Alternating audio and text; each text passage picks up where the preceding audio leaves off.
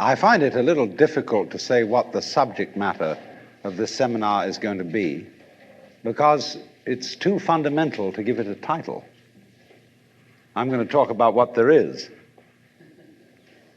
Now, the first thing, though, that we have to do is to get our perspectives with some background about the basic ideas which, as Westerners living today in the United States, influence our everyday common sense, our fundamental notions about what life is about. And there are historical origins for this which influence us more strongly than most people realize. Ideas of the world which are built into the very nature of the language we use and of our ideas of logic and of what makes sense altogether. And these basic ideas I call myth, not using the word myth to mean simply something untrue, but to use the word myth in a more powerful sense. A myth is an image in terms of which we try to make sense of the world. And we at present are living under the influence of two very powerful images, which are, in the present state of scientific knowledge, inadequate. And one of our major problems today is to find an adequate, satisfying image of the world. Well, that's what I'm going to talk about.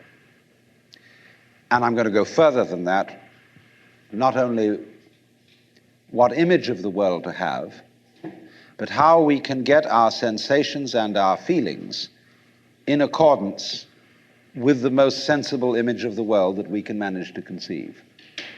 All right, now, the two images which we have been working under for 2,000 years and maybe more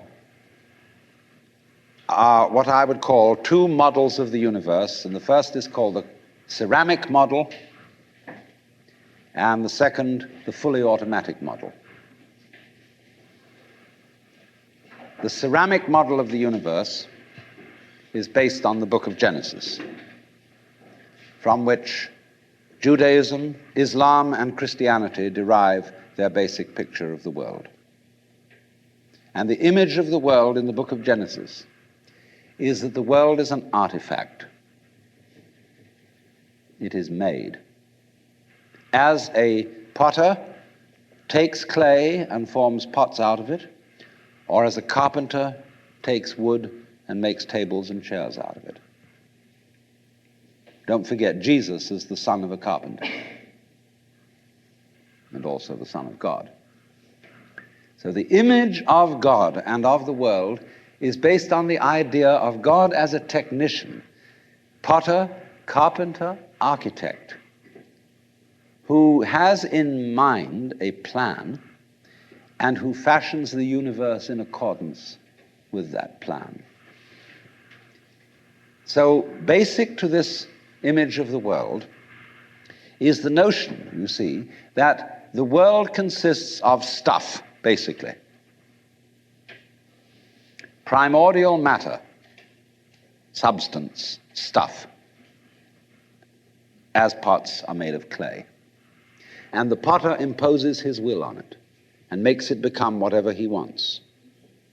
And so in the book of Genesis, the Lord God creates Adam out of the dust of the earth. In other words, he makes a clay figurine, and then he breathes into it, and it becomes alive, because the clay becomes informed.